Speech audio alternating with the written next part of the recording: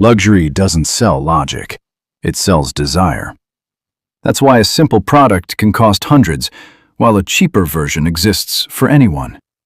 The difference isn't quality, it's psychology. Luxury has nothing to do with needs. Nobody needs a luxury watch, a supercar, or a designer bag. Functionally, cheaper options do the same job. So why does luxury win?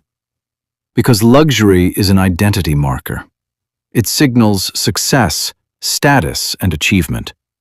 People don't buy the product, they buy what it says about them. That's why demand for rare luxury items stays high, even at extreme prices. Ownership becomes part of personal identity. And this is where most people get luxury wrong. High net worth clients hate being sold to. Traditional sales tactics push them away. Luxury isn't about selling. It's about helping someone acquire. A luxury advisor doesn't sell a product. They curate something that fits a lifestyle. They guide ownership, not purchase. To do this, expertise is everything. Luxury buyers trust experts, not salespeople.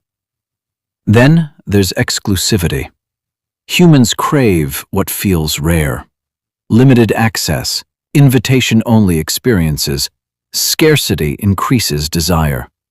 Luxury isn't better because it does more. It's valuable because fewer people can have it.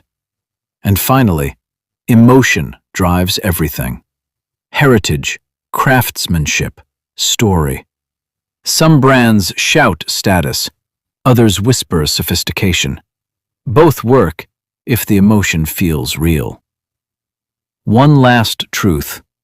Affordable luxury is a myth. If everyone can access it, it isn't luxury.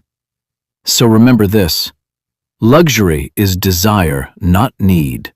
Luxury is identity, not function. Luxury is experience, not sales.